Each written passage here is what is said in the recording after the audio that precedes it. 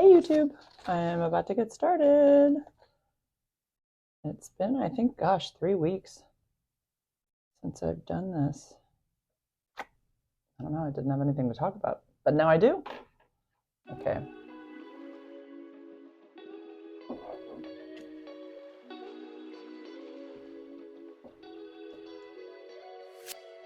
Welcome back to the Don't Stop Me Now podcast, where being negative can be a good thing and being positive can turn the world against you. Hello, I am your HIV positive host, Ms. Jennifer Vaughn, and this is episode number 107. How is everybody out there in, I don't know, wherever you are? Hope everybody's doing well. It's been a little while since I've done a podcast, about 3 weeks. I just didn't really have much to say, so I didn't do one, but I've accumulated some things to talk about, so I am going to do that for the next 30 minutes or so. It is currently April 28th, and we're almost out of April and into May, and oh my gosh, just 2 months of school left, regular school another month or so, and then summer school will be done by the end of June, and then I have a nice 6-week break. I'm so looking forward to that. It's all I can think about lately. Really, really looking forward to it. The summer, the winter, the seasons are starting to change. That's what I was trying to say.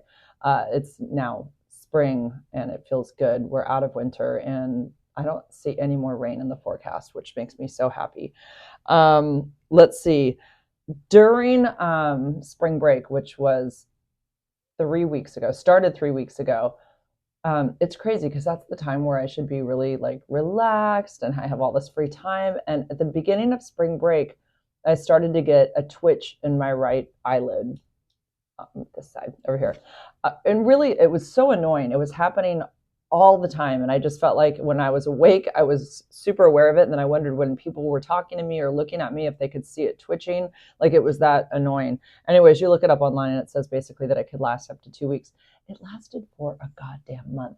The only time I would really get relief from it was when I was sleeping. I don't know what the deal was with that, but it was really frustrating. It basically said it's brought on by stress, fatigue, like I couldn't have been sleeping anymore and I wasn't stressed, and alcohol or caffeine. I wasn't drinking, and caffeine, I do drink a little caffeine. Obviously, I have a coffee every day. So I don't know if it was that, but I mean, the coffee intake hasn't changed at all. It's what I always do. So I don't know. It's weird that it happened during my spring break, but it was so freaking annoying. I'm glad to say it's gone now. During spring break, I I don't know where my mind goes sometimes when like maybe I was stressed because I kept forgetting things. So like in one day I was on, well, this isn't really forgetting things, but this was just really good luck. I was running on the treadmill, and sometimes when I start running, I have like kind of a loose sleeveless type running shirt on. It's pretty, I'm showing the people on YouTube. I have it cut. I cut it myself. I literally cut it like kind of from the shoulders and down closer to like the bottom of my ribs. So it's airy and opens up, but it still touches my back and it bothers me. So sometimes I just want to take it off while I'm running and just run with my jog bra on. And so it has to go over my head, the neck part. So I try to, while I'm running, I try to be really, really careful and like pull the head over my left ear, and then while I'm running, I'm doing this. And then I pull it over the right. Well, when I came over to the right side, it caught my airbud, and so the airbud hit the the belt of the machine and flew behind me. So behind me are more rows of machines. There's those things that I don't even know what they are. Those, you step on them, it's like you're riding a bike but you're standing up, that thing where it's like you're pedaling but you're standing up. There's a bunch of those, and there's also Stairmasters and stuff like that. Anyway, I thought I'm not going to look for it now. I mean, I looked behind me, I didn't see it anywhere. So I'm like, okay, when I'm done running, I'll just, I'll find it. So I get off the treadmill and I'm looking all around, and some guy notices me and says, did you lose one of your earbuds? And I said, yeah. I'm like, it's like, it must be underneath one of the machines. Like it's black and it's kind of blending in with like the other machines and the floor. And I'm like, I can't believe I can't find it. Like, how hard can it be? So I look like literally for 5 minutes, and I look like a weirdo. Now I'm on my hands and knees and I'm looking, there's not really any gaps from the bottom of the machines to the floor. So it's like it can't even go underneath the machine. And I don't know, I'm just not getting it. Like, where the hell did my earbud go? So there is the stairway to go up to the top floor where all the cardio equipment is. And I'm thinking, well, maybe it bounced so far backwards because these things bounce forever, I swear. So maybe it hit the belt and then it bounced backwards and went down the stairs. I mean, I don't know. So I'm checking all the stairs. I go down, can't find it at all. So I'm like, I cannot believe this. These are my daughter's Galaxy earbuds that she got with a phone one year, and they're really good. They're so much better than the shit ones that I bought from Amazon that don't stick in my ears. These have like little rubber things for my ears. They stick in real good. They're much louder than the crappy ones that I bought on Amazon. And so, anyways, I'm just like, I can't believe this. Oh well, so I just give up. I'm like, I'm gonna have to buy another pair. I just like, how could this thing have gone anywhere? And there was hardly anybody at the gym upstairs. So I decided to ask at the front desk, by any chance, did anybody turn in an earbud, a black one like this? And she goes, oh, yeah, somebody did. I'm like, are you kidding me? I almost jumped over the counter and hugged her. I was so happy. So somebody turned it in. I think what happened is I think it hit the belt, bounced down the stairs, and somebody found it on the stairs and turned it in. So it made me so happy. Then I went to Target, and I never bring a purse anywhere. I'm just not a pursy type person, but I do have a Target card because I get 5% off my savings there if I use my card instead of just using my phone and doing Apple Pay. Because basically all I do now is keep my keys in my pocket from my car, and I have my phone on me, and that's it. I don't bring anything with me when I go shopping because I use Apple Pay for everything, except for when I go to Target, and then I bring my Target card. So the carts for Target are the same exact color as the card. And so this same red, identical. So I had the card on my cart where you put your cell phone, and I had just put it there while I was putting the things in my car. Well, of course, after I put everything in my car, I probably pushed the cart away, and then spun it around and then just threw it towards the where all the other carts were or something. Anyway, I left the card in the cart. Like, that was all I could figure. So I went back and I looked through all the carts, and I thought, actually, I hadn't, though. I didn't realize it at that point that I'd done that. At that point, I thought I must have it in a pocket somewhere, because I was like, oh, I must have just brought it in the store in a pocket, because I'll do that too, jeans pocket or sweatshirt pocket. So, and I noticed it a couple days later. It was not the same day that it was missing. And so but no new charges or anything. So I'm like, okay, I must have it somewhere. It must be, because no one's using it or anything. So I go through all my pockets. I'm like, what did I wear 2 days ago? All that. Can't find it. So I think, well, the last thing I'm going to try is just go to Target and ask them at customer service if somebody turned it in. So I go up to the counter and ask the lady if somebody happened to turn in my Target card, and I give her my ID, and she goes to the back and she comes out walking with my card in her hand. So again, another situation where someone so nicely turned in my stuff, and I got it back. And this was in like days of each other. I was like, Jesus, how many more things do I have to lose? So then I go to the DMV. This was such a nightmare. Oh my God. This was to get, what did I go there for? I can't even remember. It's because you don't even want to think about it, because the DMV sucks so bad. I had to do something so minor. Oh, that's right. So I got my plates for my car. I got a new car, and the sticker should come with the plates, but I don't remember ever seeing a sticker. Like, I think I would have seen it. It should have been attached to the plates. I put the plates on the car. I never saw the sticker, and it could have been down at the bottom of the envelope, but I feel like I'm really thorough. I don't remember ever seeing it, obviously. So I went to the DMV finally to say, hey, look, I got my plates a while ago, and I do not have the sticker, so I'm coming to get the sticker. So, and then they go through this thing that I'm going to have to pay like, I don't know, $28 for the sticker, or 35 or something. And I'm like, I don't think it came to me. Like, I'm not going to pay for it. Like, you guys have to give this to me. I've already paid my registration. I want this. I'm not going to pay. I've already been here waiting in line for an hour. And then I had to go and like wait for them to call me to come back, because there was a wait, because I didn't have an appointment. So like, I was away from the DMV. I get a thing on my phone that says that they've got my I'm in the queue now, so to come back. So I fly back. I leave everything at Target. This is another different Target visit. Leave everything at Target, fly back to the DMV, only to wait another hour to have them call me to get up to the line for them to tell me that I have to pay for the sticker. Finally convinced the guy to just give it to me. So anyways, in my discombobulated, frustrated state, I left and didn't realize until after the DMV was closed that I was pretty certain I'd left my sunglasses there in a white case. So the next day I go back and I walk up to the information lady, and it's always super crowded there and they're never friendly. And I say, look, I think I left my sunglasses over at station number 9. It's the same gentleman sitting there. He's been there for years. He's an older Asian man. Like, if he had just looked over at me, he would have remembered me, because it was the day before. And I said, I think I left my sunglasses. They're in a white case. These are cheap ass, but I still like them. They were like from Target. Everything's from Target. They were like, I don't even know, $27. Maybe they were only 17. I don't know, but I wanted them back. And they were in a 9 West case, because these glasses that I'm wearing here are 9 West. And so I got a 9 West case for these glasses when I got these glasses. But I keep my sunglasses in that case because it's a nice solid case and it fits the glasses. So I see him from across. She walks over there to ask him, and I see from across the DMV, and it's not a big DMV, I see him holding my 9 West box, and he's showing her. And then I stand up to walk over, and she's telling him to hide the box, like as if I've made this whole thing up.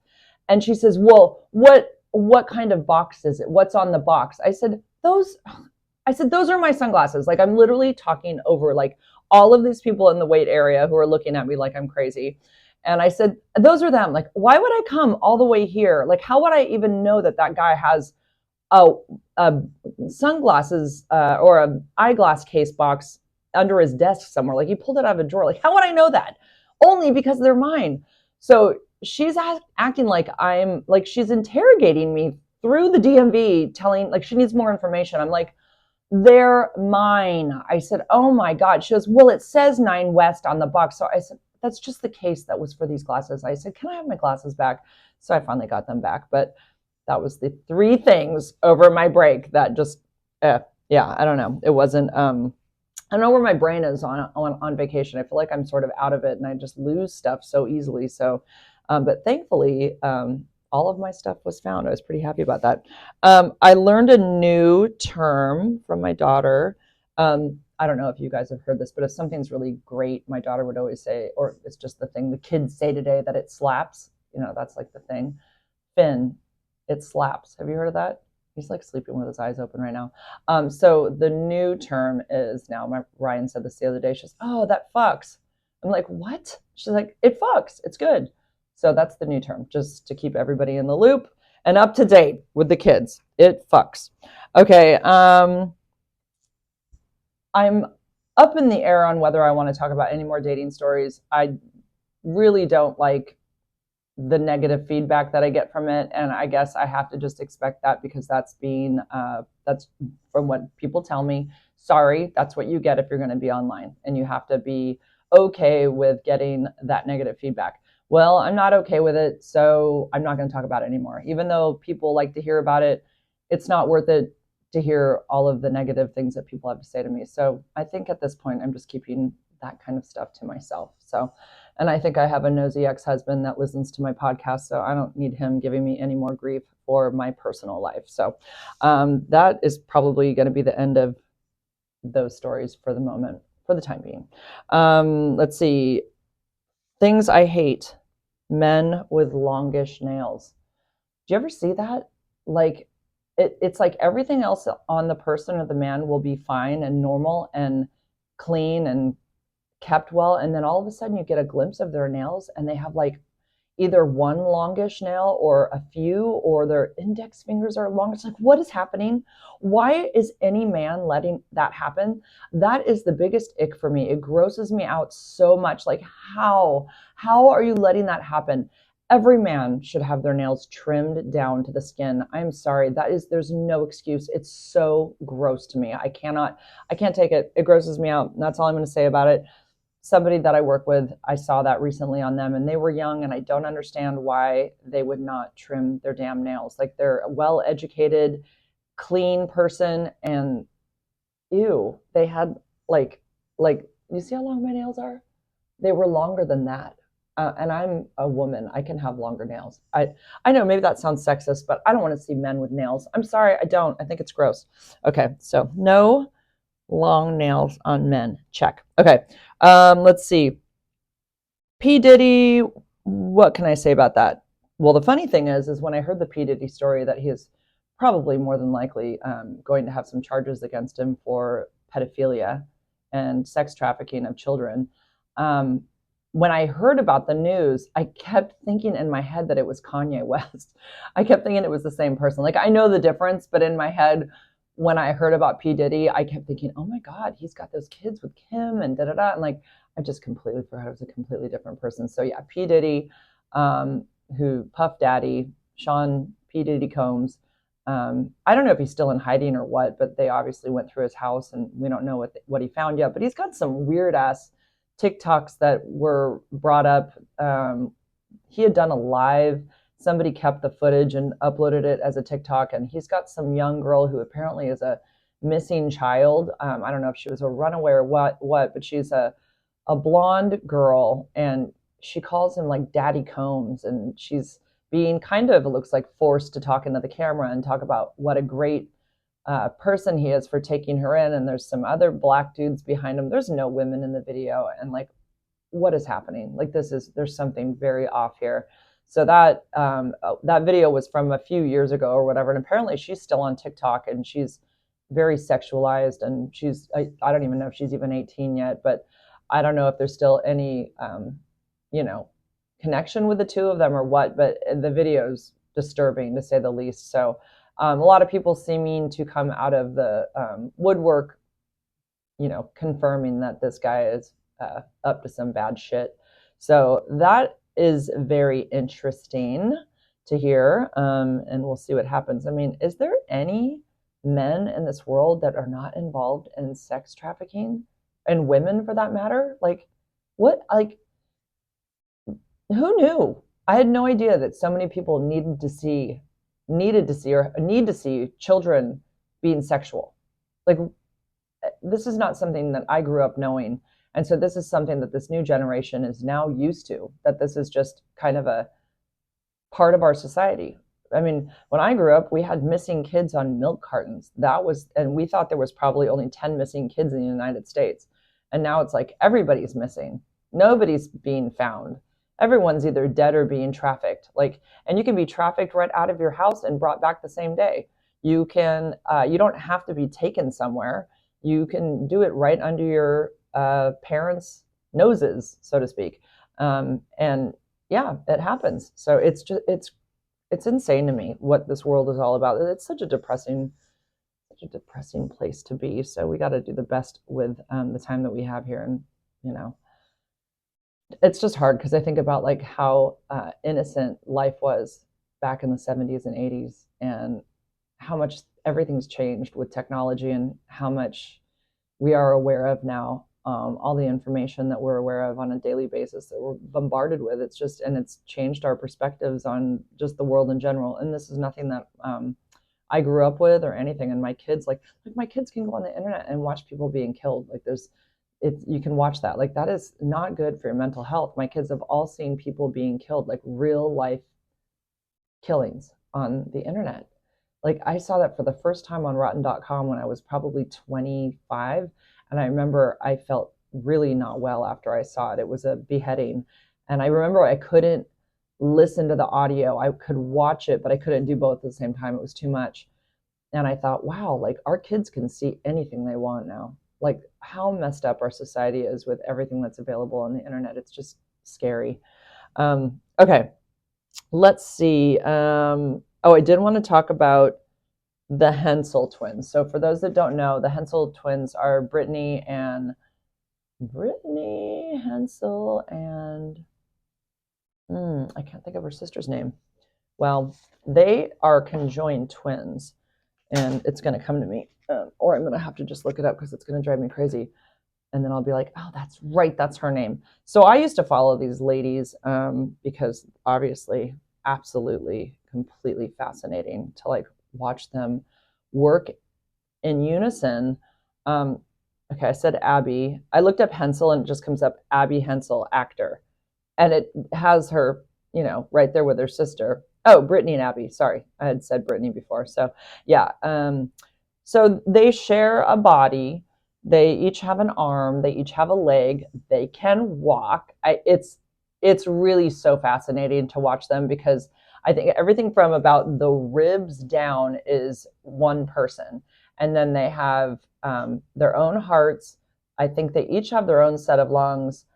Their digestion is separate, but it does go together into one colon because they only have one asshole and one vagina, and they each have a leg, and like I said, they can walk, like, and they, they do each other's hair, but like they do it as if their mind works together. They're two minds. There's two heads right next to each other.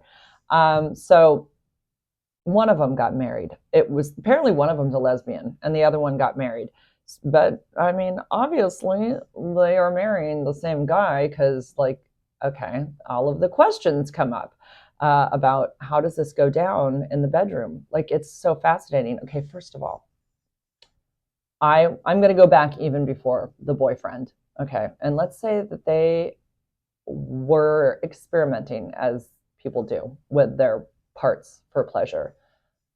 That is like incestuous because they feel the same pleasure from that organ. That's an organ, right? Yes, sexual organs. They feel the same pleasure, but they're together. I think it's like that's so incestuous. But maybe when you're a twin or a conjoined twin, those incestuous feelings don't feel that way. I don't know. But I mean, if they have an orgasm, they both feel it. So when this man has sex with his wife, he's having sex with the sister also. So how does she handle that situation? How do they all handle the situation? Do they put a towel over the other one's face while they're having sex?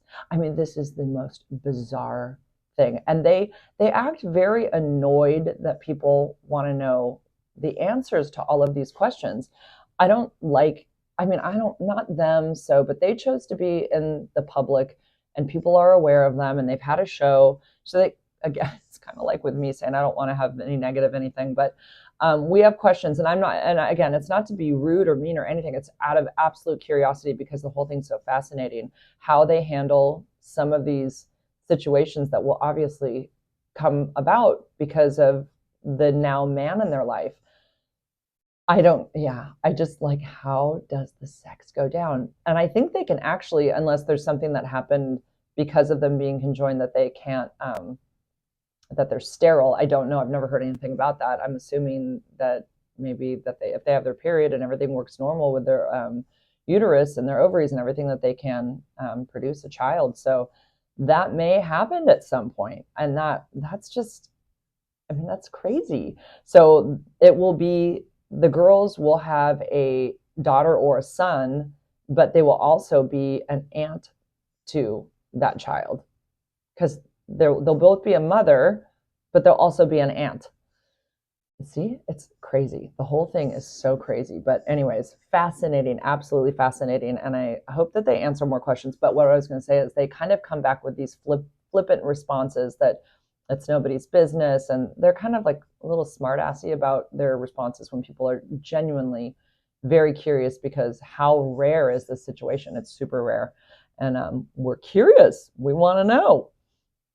They clap back is how they put it, at their fans or people questioning. But I don't know why they even need to do that. Just explain it to us.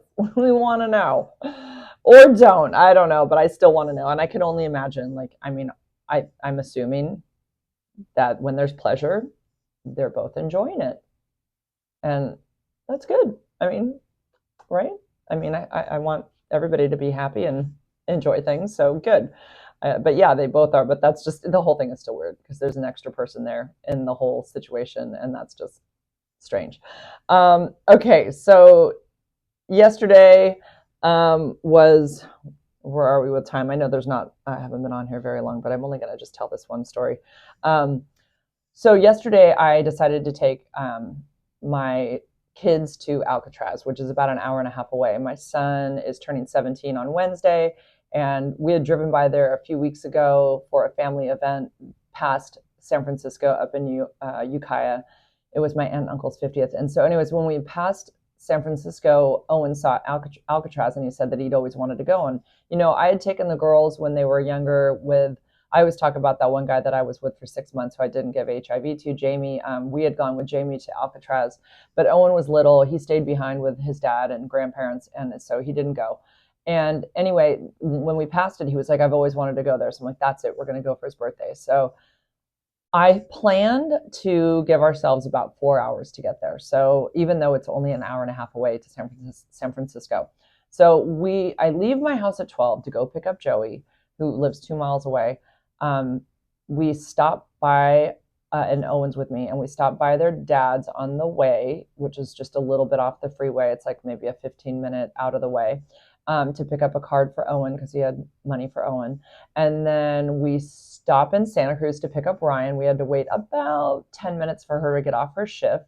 So we get her and we start driving over 17. It's like 1 o'clock.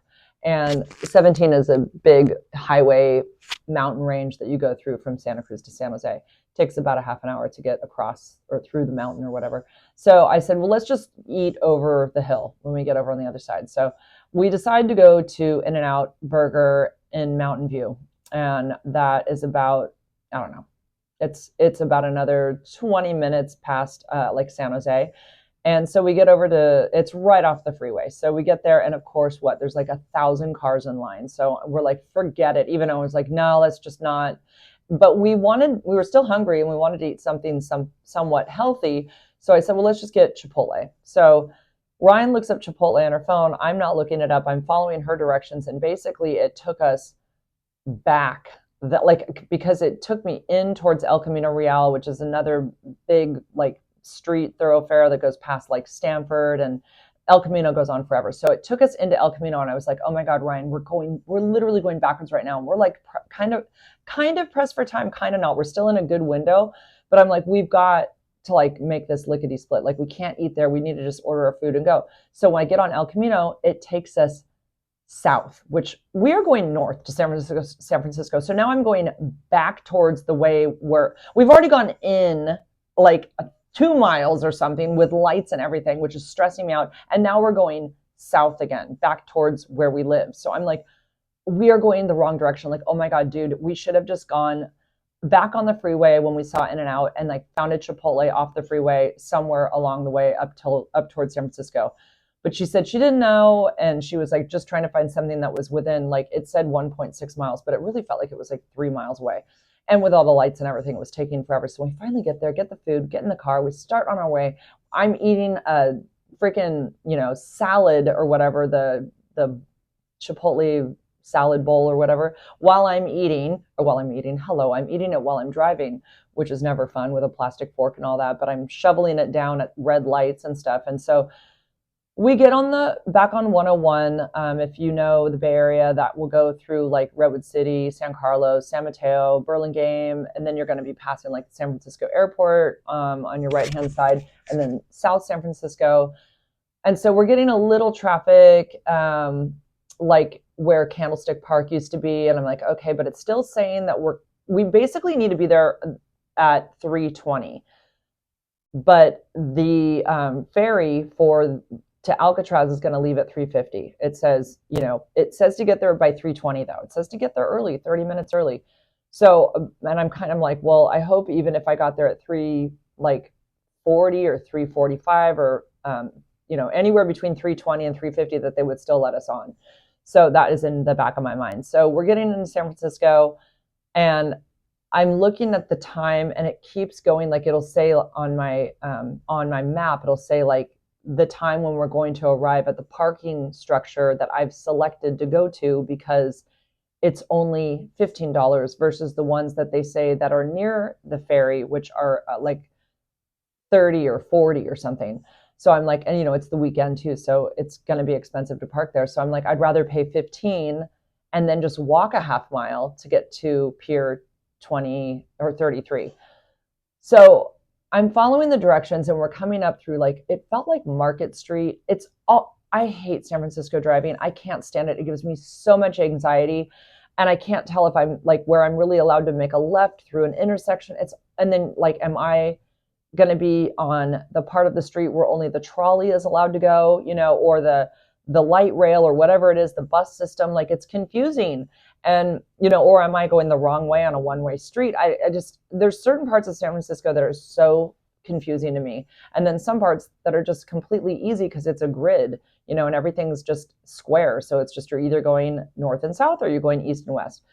But so anyways, we follow, and I'm following the map on my screen, and I'm trying to get to Green Street because that's where they say this parking area is for $15. So I pull in, we find it. It is 3:35. We have to be at Pier 33 by 3:50. We have 15 minutes to do a half mile. And we keep trying to bring it up on our phone. By the way, I give the guy my keys. He doesn't speak English. It's a little nerve-wracking to have a brand new car and hand over the fob to this guy at this little tiny lot. The lot was not big. It was a small open lot that he obviously owns. And it just is a little scary to hand over your key. And all you're getting back is a little ripped off piece of paper that has a number on it. And you're walking away from your brand new car. Oh God. But I had no choice. So we have the map on our phones, me and Owen. The girls, for whatever reason, are not looking it up. I don't know why. So I said, I look up Alcatraz, whatever, and it keeps giving me the driving directions, which isn't helpful because we need the walking directions because there's staircases that we could be taking to get there faster. So we are booking it up these pretty steep freaking hills. And I want to say it was Powell Street or Stockton or something by Coit Tower. And we're running, and Owen and I are like out of breath. Thank God we are both pretty well conditioned, but we were tired. And we find this crazy staircase that we have to go down, and it like winds through. It's very beautiful. It was like all botanical, and it was like, if you went left or right, either way off the stairway, there were private homes. And it was, but it was all very, very botanically, like, there's trees, and it was beautiful. But we were in a damn hurry. And so I'm trying to like pass people. I'm sorry, like, we're trying to get to a ferry. We finally make it down. I mean, I'm not kidding. I feel like we went down like a million stairs that you couldn't tell where the end was because there's so much lush plants and stuff that you can't really see where even the street is. So we finally get down to the bottom. And then I'm like, okay, it says go left. I'm running. I am now not even with Owen anymore. I'm by myself. I'm going to run. They can see me from behind. Even if I'm 2 blocks ahead of them, they can see me, I'm assuming. And so I get to the Embarcadero, which is that street. If you go to Pier 39 or whatever, that's the main road that goes all along the water's edge there. So there's Pier 39. There's Oracle Park where, the Giants play, the baseball team.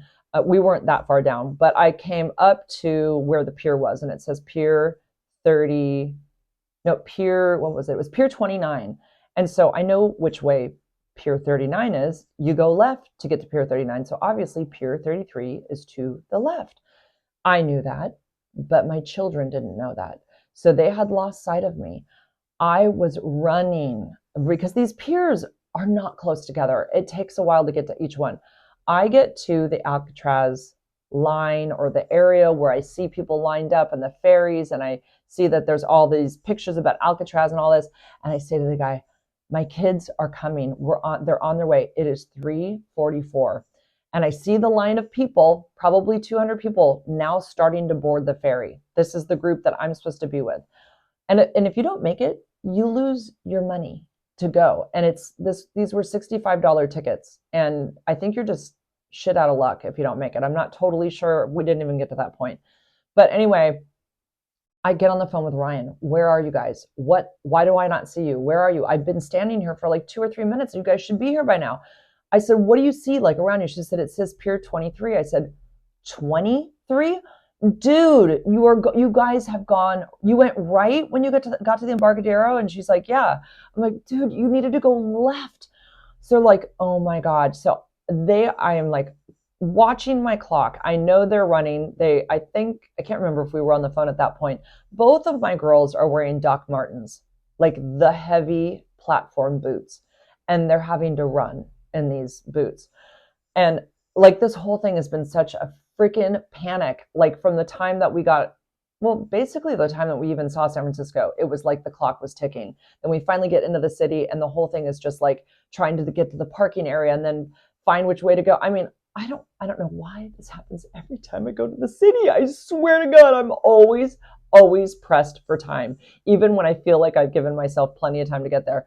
So I'm looking at almost the last 5 people to load on to the ferry. And I'm like telling the guy, not the guy that's loading the people on the ferry. I'm talking to the guy at the ticket booth because I'm looking for the kids on the sidewalk. I finally see Joey run up. Her face is totally red. Like she is flushed. Ryan is walking up, but she is not happy. Like this girl is in major pain because she got blisters from her boots.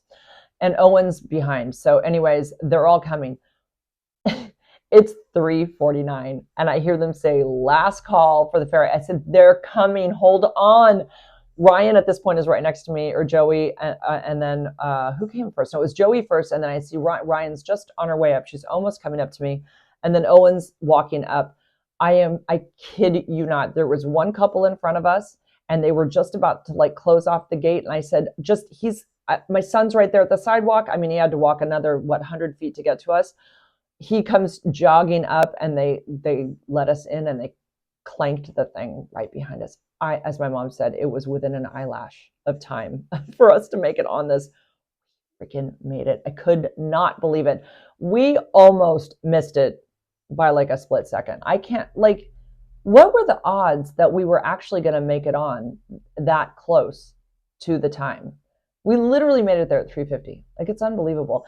And again, the time that we went with Jamie, we were doing the same thing. We were running because we were running late. I swear. So, anyways, Alcatraz was a lot of fun. It really was. It was more fun this time than it has ever been. The first time I went with my kid's dad. It was a date. We were dating, and I had never been, and I don't think he'd ever been, and we wanted to go, and we went, and I remember we wore shorts. I ironically wore boots with my shorts, like my girls had boots on. That's kind of funny. Lower boots, not like cowboy boots or anything. And I had a t-shirt on. I remember I had a white V-neck t-shirt and a different set of breast implants. I do remember that. Anyway, so yeah, that was fun. And then we went with Jamie, and then Joey and Ryan we went 10 years ago. So I went in 2014, and then this time. So, and what's fun is that I didn't know that Owen, my daughter's calling me, shouldn't have touched the button. When I touch the button, it stops recording. Anyways, I didn't know that Owen wanted to go to Alcatraz so much, that he's always really, really wanted to go. And so when he brought it up, I was like, this is what we got to do for his birthday. So he loved it. He loved all of it. And we just discovered a lot of new things that I don't remember from the time before at all. Maybe because my kids were little and I wasn't paying as much attention. I don't know. But like the name Machine Gun Kelly is one of the inmates. That's his name. That's where that name came from. It's one of the incarcerated men that were there at San Quentin, or not San Quentin, hello, Alcatraz. Al Capone, obviously. What was interesting is that I found that most of the people that were there, that had been there, were convicted of crimes of kidnapping. That was like a common crime, because it was, like it said, what they were there for, kidnapping. Drugs we saw for one of them, and one murder, and then a lot of bank robberies. So those were the main charges, but not a ton of drugs, only just one, and then only, like I said, only one murder.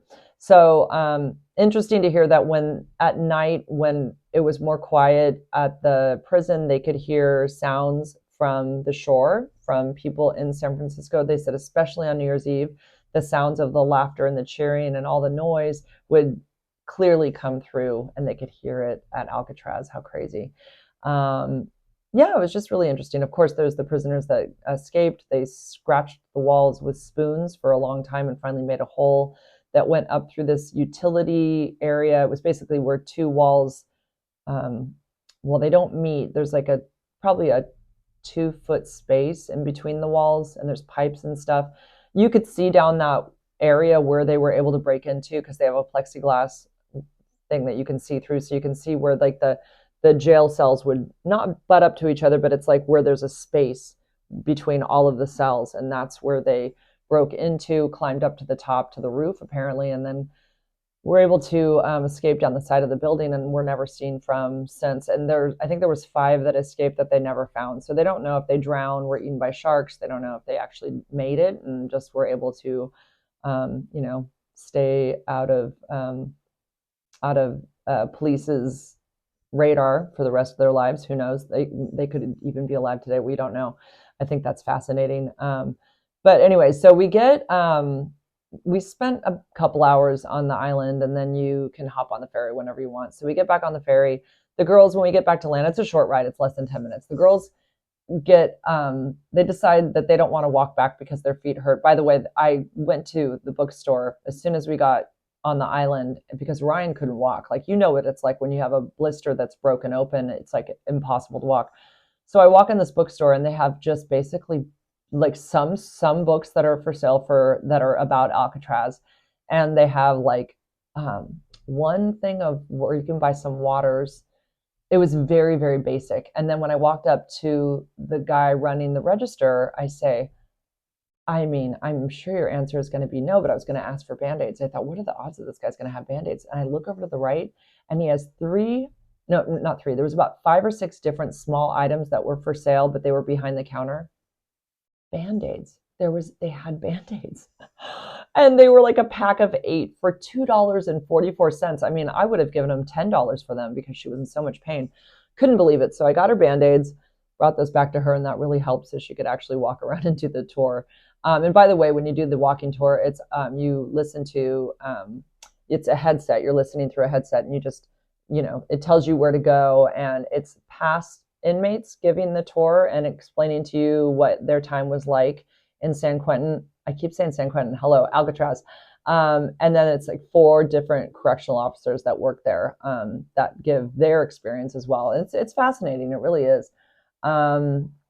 So we get back on the ferry to go back, and it's like less than 10 minutes. And the girls decide they don't want to walk all the way back to the car. So Owen and I, we know how to get back. So we're going to walk back, and I'm going to pay the $30. It really sucked because on the way back, I could see that there was like all this street parking near by the ferry. Like, we could have literally parked on the street, and there was parking garages right there that we could have paid hourly rates for. I probably would have spent $10. Like, kicking myself for not figuring all that out prior to going to the city, instead of like being in a panic and just going with what I had planned as we went, which was the worst plan ever. So I get to the parking, we get back to the parking lot, and the guy says, and he'd said it was $30. It says on the sign in big, big numbers, a big giant 3 and a 0 in white with red behind it says 30. So he says $30, but he points over to where the little spot is where he'd be sitting, but there's nobody there. So I'm waiting. And then this other guy walks up and he goes, oh, I guess we have to like scan, do the QR code or whatever. I said, oh, that's how I pay. Okay. So I do the QR code.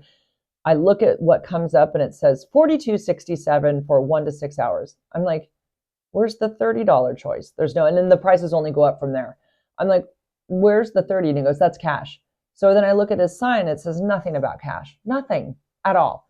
I'm like, oh, that's nice. Well, I don't have cash on me. So he says, there's an ATM up the street at the liquor store. So I thought he said, I could have sworn he said fish store or something, fish restaurant or something like that. And I kept looking for that and I couldn't find it. So anyways, this other gentleman ran into the same feeling problem and he was going to get cash. He's like, I'm not doing this, 42, whatever. So we go into this little liquor store and there's another gentleman there. By the way, both of these men were from they probably are cousins. They're Middle Eastern, and they probably know each other because he told me very comfortably to run over to that, liquor store, and I'm sure he knew the guy. So I get in there, and the guy is aware of why we are there, and because that's where everybody goes to get their cash, and he said something about the parking thing, and I said, yeah, he fooled me. I said, I didn't like that, that was a trick, and he said, you know what his response was? Capitalism, baby. Too bad. That was what he was saying. I'm like, hey, yeah, I get it. But still, it's like not great. So then all of a sudden I'm on the phone with Owen and I'm like, wait, you have money from dad. We can use that. And so Owen, for some reason, thought the guy had said that he had no change. I'm like, no, he has change. He has change for 220s. So I run back over, give him 220s. Of course, he has a wad in his freaking pockets probably $1,000, and he gives me my 10 back. We leave and go pick up the girls who managed to go to Pier 39 for a little bit. That was kind of nice. They went there and picked up some saltwater taffy, which was really good. It was like the best saltwater taffy I've ever had. In fact, I want to find it online and order some, because it was the stuff that we have here at the Santa Cruz Beach Boardwalk is garbage. I'm sorry, it tastes like crap. This saltwater taffy that I had was really good. It like actually had like that little bit of a salty taste to it. And we drove back home. We got some Krispy Kreme donuts on the way and In-N-Out Burger, and yeah, that's it. It was a fun time with my kids. I love spending time with my kids. They are like my three best friends. It's so much fun. It's expensive because it's expensive to take 4 adults anywhere, but it's worth it. And I love them. And I just had a great time. So anyway, so that's it for right now. I'm going to wrap this up. And I hope that you all are doing well. I have no HIV information for anybody, none that I can think of. And I'm just racking my brain. Is there anything I should share? The only thing I can think of is that, like, I've had people come to me about Hydea Broadbent, and they're worried now that their medication isn't going to work and that they're going to end up with AIDS and they're going to die, or that there's going to be like some complication with their medication. Like, I don't have the confirmation on this, but I have enough information from sources that she went herbal and she was not on treatment. I don't want anyone to be afraid that their treatment will fail. That is not what happens. That is not what happens. It doesn't happen. So if you're somebody who has HIV and you're on treatment, you're good. You're good. You're not going to die from AIDS. You're not going to become detectable and out of control, and you're all of a sudden you're going to just die because you've had this for a long time. That's not what happens. Which is frustrating to me, because it leaves a lot of people questioning a lot of things when they see an advocate die and they don't know why, and they hear things and they think that the medication failed, and that's not what happened. So if anything, it was, yeah, she stopped her own treatment, and people do stop their own treatment for a myriad of reasons. And I think she had just had it with so much. She had a really hard life. And I think she just gave up. But I mean, that's my guess. But I do know 100% for sure that she was not on treatment and got AIDS and died. That is 100% not true. That is not how she died, for sure.